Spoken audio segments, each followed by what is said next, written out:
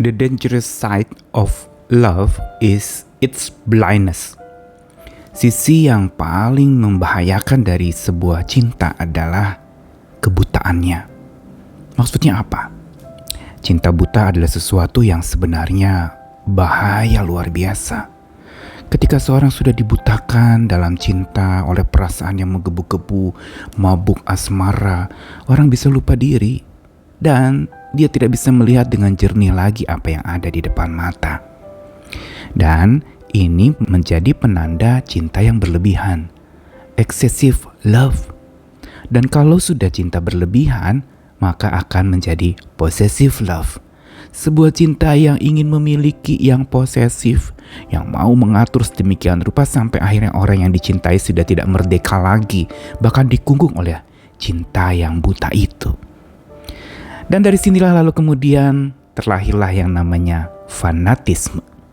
Ketika seorang digerakkan oleh cinta yang eksesif, yang berlebihan, karena butanya mata mereka tidak bisa lagi melihat secara clear, karena cinta yang ekstrim itu muncul, maka fanatisme pun tidak bisa dibendung lagi. Dia akan tumbuh subur. Dan fanatisme bukan saja berbicara tentang keyakinan yang dipegang teguh, bahkan berlebihan, sampai akhirnya tutup mata kepada hal-hal lain. Tapi fanatisme juga sudah menjadi sebuah sikap hidup, di mana seseorang dibutakan oleh kegandrungannya, oleh sebuah kesukaannya kepada sesuatu, entah itu ideologi, entah itu satu sosok manusia yang dipuja-puja begitu rupa. Dan kalau sudah dibutakan mata mereka oleh fanatisme itu, maka tidak bisa tidak terjadilah yang namanya tindakan yang membabi buta. Karenanya kalau cinta buta itu bisa membutakan dan membabi butakan kita. Mari kita belajar bagaimana supaya mengatasi hal ini, sehingga kita tidak terjebak dan bahkan terbunuh oleh fanatisme kita sendiri. Saya Nikolas Kurniawan menemani lagi di dalam Sabda Tuhan hari ini dengan satu tajuk dibutakan dan dibabi butakan.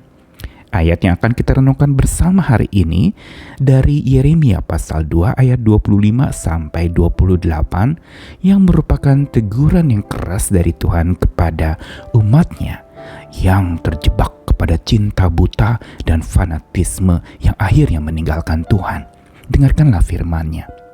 Jagalah supaya kakimu jangan tak bersepatu dan supaya kerongkonganmu jangan haus. Tetapi engkau berkata, percuma saja, percuma, sebab aku cinta kepada orang-orang asing, jadi aku mau mengikuti mereka. Seperti malunya pencuri apabila kedapatan, demikianlah malunya kaum Israel, yakni para rajanya, pemukanya, para imamnya, dan nabinya, yang berkata kepada sepotong kayu, engkaulah Bapakku, dan kepada batu, engkaulah yang melahirkan aku. Sungguh, mereka telah membelakangi aku dan tidak menghadapkan mukanya kepadaku. Tapi pada waktu mereka ditimpa malapetaka, mereka berkata, bangkitlah menyelamatkan kami. Di manakah para Allahmu yang kau buat untuk dirimu? Biarlah mereka bangkit jika mereka dapat menyelamatkan engkau pada waktu malapetakamu. Sebab seperti banyaknya kotamu, demikian banyaknya para Allahmu, hai Yehuda. Teguran di dalam kitab Nabi Yeremia pasal 2 ini teguran yang keras sekali kepada umat Tuhan, khususnya memang kelompok yang disebut Yehuda itu, di mana mereka justru telah gandrung dan terikat oleh cinta yang buta, cinta kepada orang-orang asing yang mereka gandrungi, sampai tidak mau lagi mendengarkan Tuhan yang benar itu, karena mereka sudah dibutakan oleh cinta mereka yang membutakan mereka. Mereka bahkan dikatakan seperti malunya pencuri kalau ketahuan, maka harusnya mereka malu. Para rajanya, para pemuka, para imam, para nabi orang Israel waktu itu yang memuja-muja sepotong kayu yang bagai berhala dikatakan bapak mereka. Dan kepada satu onggok batu yang mereka sebut, inilah ibuku yang melahirkan aku. Sebutan-sebutan ini adalah sebutan yang keras sekali dari Tuhan untuk orang yang telah dibutakan matanya oleh cinta buta itu. Dan itu yang memunculkan fanatisme dalam diri mereka. Mereka begitu gandrung kepada orang-orang asing. Mereka begitu gandrung kepada apa yang mereka pikir itu menyenangkan hati mereka. Mereka mungkin juga bisa jadi gandrung kepada satu sosok yang mereka puja-puja begitu rupa, sampai bagaikan berhala mereka sembah begitu rupa. Tapi ketika mereka menghadapi malapetaka, baru cari-cari Tuhan, baru teriak, "Bangkitlah, selamatkan kami."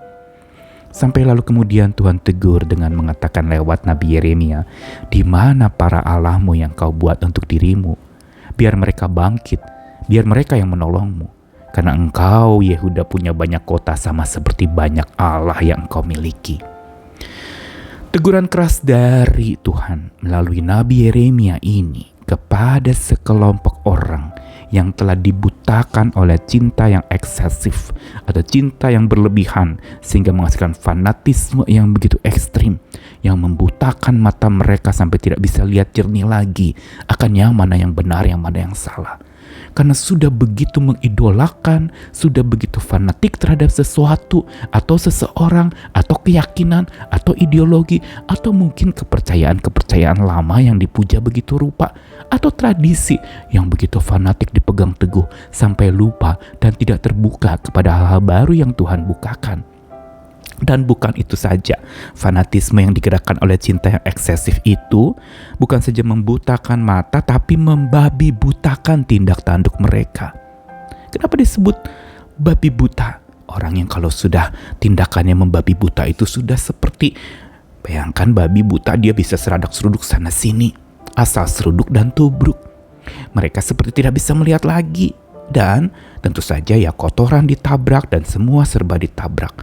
Dan babi buta itu menolak untuk tunduk karena sudah perasaannya teraduk-aduk oleh rasa mabuk cinta itu.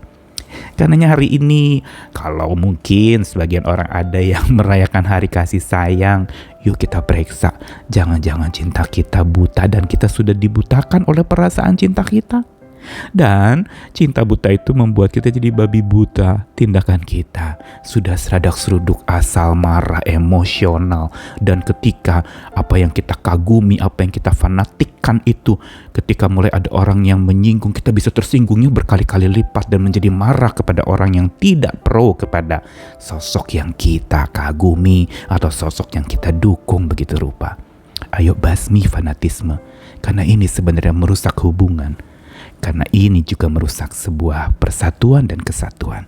Mari kita belajar dari sabda Tuhan hari ini di kitab Yeremia supaya mata kita dicelikan oleh cinta kasih Tuhan dan kebenarannya. Dan kita tidak dibabi butakan lagi oleh tindakan yang tanpa sadar kita lakukan asal serobot dan merusak hubungan. Tuhan mengasihi kita, mari kita terus berbenah diri, dibaharui, dicelikan mata kita, dan ditenangkan jiwa dan tindak tanduk kita untuk kemuliaan nama Tuhan. Selamat tetap mencintai dengan benar dan selamat mempraktikkan cinta kasih yang tidak berlebihan namun berdasarkan kebenaran. Tuhan mengasihi kita sekalian. Amin.